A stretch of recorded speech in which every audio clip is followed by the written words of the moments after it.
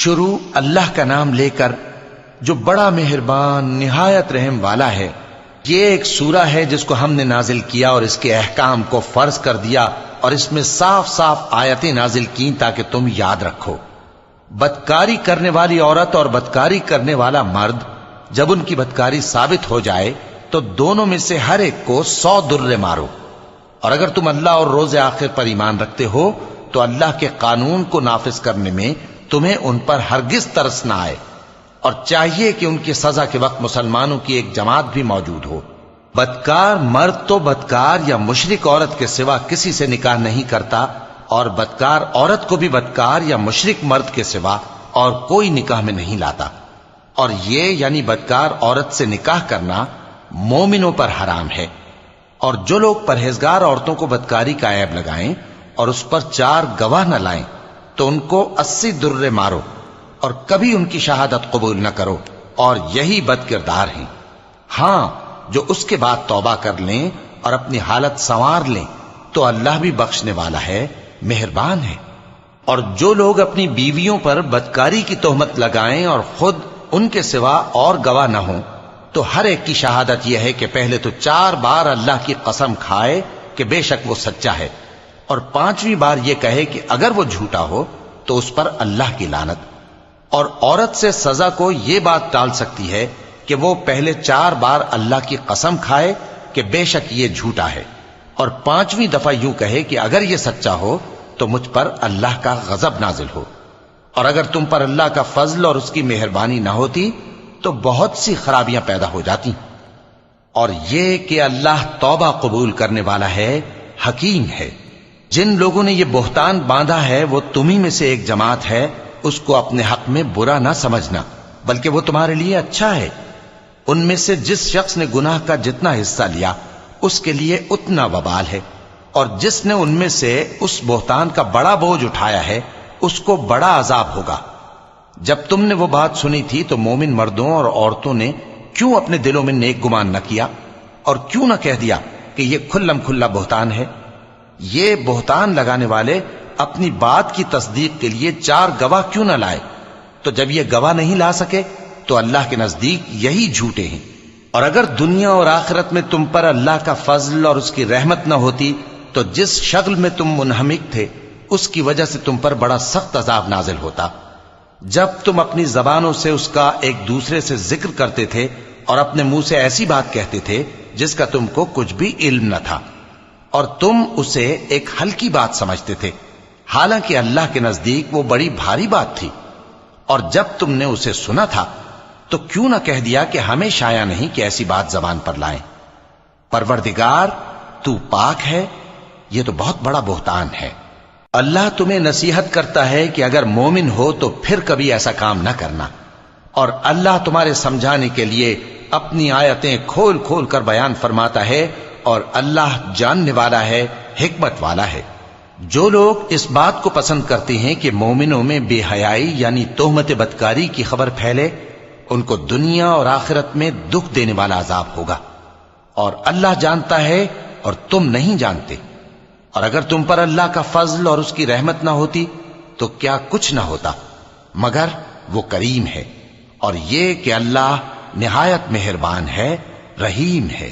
مومنوں، شیطان کے قدموں پر نہ چلنا، اور جو شخص شیطان کے قدموں پر چلے گا تو شیطان تو بے حیائی کی باتیں اور برے کام ہی بتائے گا۔ اور اگر تم پر اللہ کا فضل اور اس کی مہربانی نہ ہوتی تو ایک شخص بھی تم میں پاک نہ ہو سکتا، مگر اللہ جس کو چاہتا ہے پاک کر دیتا ہے، اور اللہ سننے والا ہے، جاننے والا ہے۔ اور جو لوگ تم میں صاحب فضل اور صاحب مال ہیں وہ اس بات کی قسم نہ کھائیں کہ رشتہ داروں اور محتاجوں اور وطن چھوڑ جانے والوں کو کچھ نہیں دیں گے، اور ان کو چاہیے کہ معاف کر دیں اور درگزر کریں۔ کیا تم پسند نہیں کرتے کہ اللہ تم کو بخش دے؟ اور اللہ تو بخشنے والا ہے، مہربان ہے۔ جو لوگ پرہیزگار اور برے کاموں سے بے خبر اور ایماندار عورتوں پر بدکاری کی تہمت لگاتے ہیں ان پر دنیا اور آخرت دونوں میں لعنت ہے، اور ان کو سخت عذاب ہوگا، یعنی قیامت کے روز جس دن ان کی زبانیں اور ہاتھ اور پاؤں سب ان کے کاموں کی گواہی دیں گے۔ اس دن اللہ ان کو ان کے اعمال کا پورا پورا اور ٹھیک ٹھیک بدلہ دے گا، اور ان کو معلوم ہو جائے گا کہ اللہ برحق اور حق کو ظاہر کرنے والا ہے۔ ناپاک عورتیں ناپاک مردوں کے لیے ہیں، اور ناپاک مرد ناپاک عورتوں کے لیے، اور پاک عورتیں پاک مردوں کے لیے ہیں، اور پاک مرد پاک عورتوں کے لیے۔ یہ پاک لوگ ان جھوٹوں کی باتوں سے بری ہیں، اور ان کے لیے بخشش اور نیک روزی ہے۔ مومنوں، اپنے گھروں کے سوا دوسرے لوگوں کے گھروں میں گھر والوں سے اجازت لیے اور ان کو سلام کیے بغیر داخل نہ ہوا کرو، یہ تمہارے حق میں بہتر ہے، اور ہم یہ نصیحت اس لیے کرتے ہیں کہ شاید تم یاد رکھو۔ پھر اگر تم گھر میں کسی کو موجود نہ پاؤ تو جب تک تم کو اجازت نہ دی جائے اس میں مت داخل ہو، اور اگر یہ کہا جائے کہ اس وقت لوٹ جاؤ تو لوٹ جایا کرو، یہ تمہارے لیے بڑی پاکیزگی کی بات ہے، اور جو کام تم کرتے ہو اللہ سب جانتا ہے۔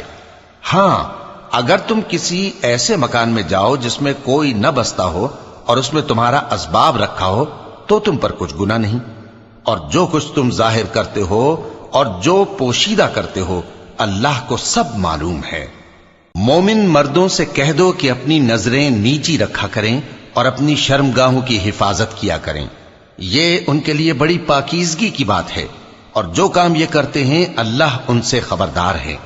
اور مومن عورتوں سے کہہ دو کہ وہ بھی اپنی نگاہیں نیچی رکھا کریں اور اپنی شرمگاہوں کی حفاظت کیا کریں، اور اپنی آرائش یعنی زیور کے مقامات کو ظاہر نہ ہونے دیا کریں مگر جو اس میں سے کھلا رہتا ہو، اور اپنے سینوں پر اوڑھنیاں اوڑھے رہا کریں، اور اپنے خاوند اور باپ اور خسر اور بیٹوں اور خاوند کے بیٹوں اور بھائیوں اور بھتیجوں اور بھانجوں اور اپنی جیسی مومن عورتوں اور لونڈی غلاموں کے سوا نیز ان خدام کے جو عورتوں کی خواہش نہ رکھیں، یا ایسے لڑکوں کے جو عورتوں کے پردے کی چیزوں سے واقف نہ ہوں۔ غرض ان لوگوں کے سوا کسی پر اپنی زینت اور سنگھار کے مقامات کو ظاہر نہ ہونے دیں، اور اپنے پاؤں ایسے طور سے زمین پر نہ مارے کہ جھنکار کانوں میں پہنچے اور ان کا پوشیدہ زیور معلوم ہو جائے۔ اور مومنوں، سب اللہ کے آگے توبہ کرو تاکہ فلاح پاؤ، اور اپنی قوم کی بیوہ عورتوں کے نکاح کر دیا کرو، اور اپنے غلاموں اور لونڈیوں کے بھی جو نیک ہوں نکاح کر دیا کرو۔ اگر وہ مفلس ہوں گے تو اللہ ان کو اپنے فضل سے غنی کر دے گا، اور اللہ بہت وسعت والا ہے، سب کچھ جاننے والا ہے۔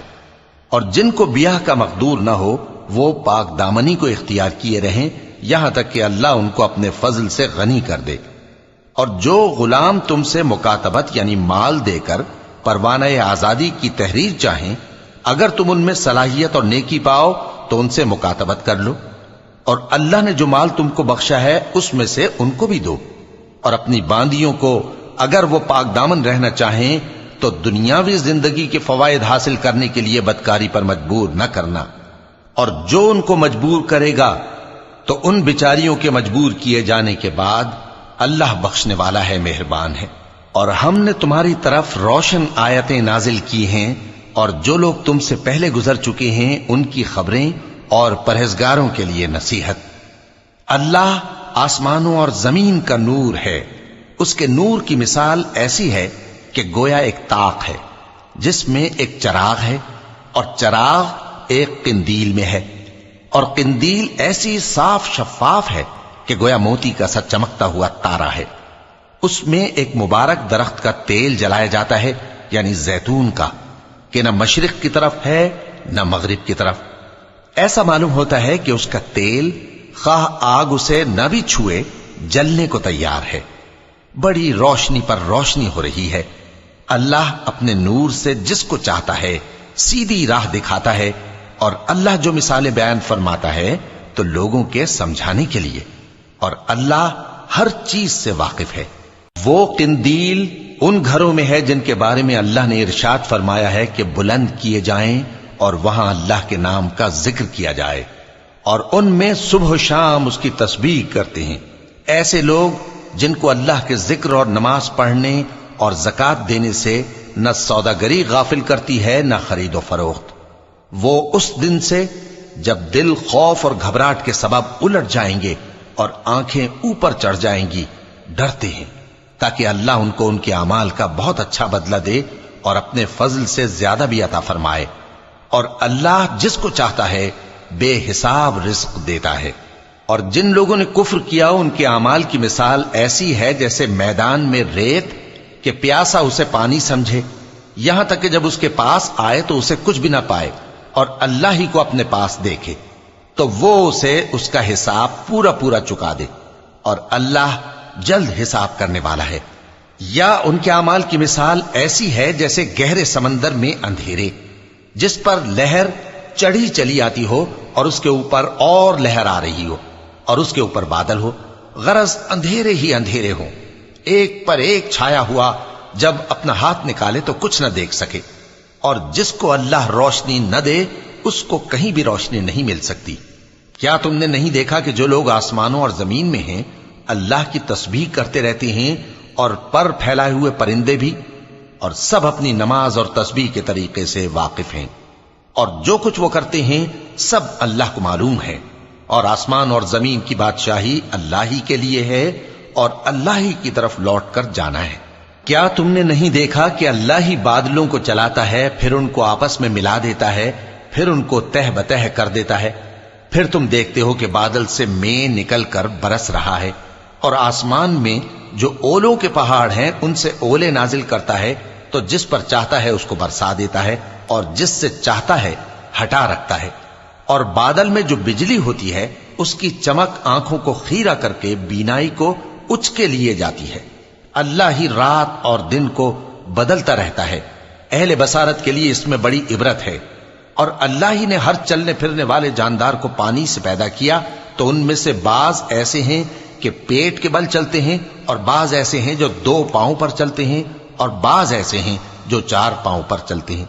اللہ جو چاہتا ہے پیدا کرتا ہے، بے شک اللہ ہر چیز پر قادر ہے. ہم ہی نے روشن آیتیں نازل کی ہیں، اور اللہ جس کو چاہتا ہے سیدھے راستے کی طرف ہدایت کرتا ہے. اور بعض لوگ کہتے ہیں کہ ہم اللہ پر اور رسول پر ایمان لائے اور ان کا حکم مان لیا، پھر اس کے بعد ان میں سے ایک فریق پھر جاتا ہے، اور یہ لوگ صاحب ایمان ہی نہیں ہیں. اور جب ان کو اللہ اور اس کے رسول کی طرف بلایا جاتا ہے تاکہ پیغمبر ان کا قضیہ چکا دیں، تو ان میں سے ایک فریق منہ پھیر لیتا ہے، اور اگر ان کو حق ملتا ہو تو اس کی طرف قبول کر کے چلے آتے ہیں. کیا ان کے دلوں میں بیماری ہے، یا یہ شک میں ہیں، یا ان کو یہ خوف ہے کہ اللہ اور اس کا رسول ان پر ظلم کریں گے؟ نہیں، بلکہ یہ خود ہی ظالم ہیں.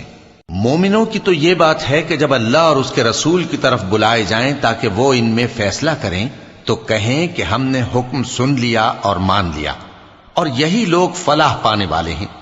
اور جو شخص اللہ اور اس کے رسول کی فرما برداری کرے گا اور اس سے ڈرے گا اور اس کا تقوی اختیار کرے گا تو ایسے ہی لوگ مراد کو پہنچنے والے ہیں.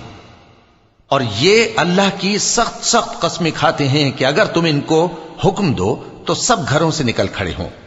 کہہ دو کہ قسمیں مت کھاؤ، پسندیدہ فرما برداری درکار ہے، بے شک اللہ تمہارے سب اعمال سے خبردار ہے. کہہ دو کہ اللہ کی فرما برداری کرو اور رسول کے حکم پر چلو. اگر منہ موڑو گے تو رسول پر اس چیز کا ادا کرنا ہے جو ان کے ذمے ہے، اور تم پر اس چیز کا ادا کرنا ہے جو تمہارے ذمے ہے. اور اگر تم ان کے فرمان پر چلو گے تو سیدھا رستہ پالو گے، اور رسول کے ذمے تو صاف صاف پہنچا دینا ہے. جو لوگ تم میں سے ایمان لائے اور نیک کام کرتے رہے ان سے اللہ کا وعدہ ہے کہ ان کو ملک کا حاکم بنا دے گا، جیسا ان سے پہلے لوگوں کو حاکم بنایا تھا، اور ان کے دین کو جسے اس نے ان کے لیے پسند کیا ہے مستحکم و پائیدار کرے گا، اور خوف کے بعد ان کو امن بخشے گا. وہ میری عبادت کریں گے اور میرے ساتھ کسی چیز کو شریک نہ بنائیں گے. اور جو اس کے بعد کفر کرے تو ایسے ہی لوگ بد کردار ہیں.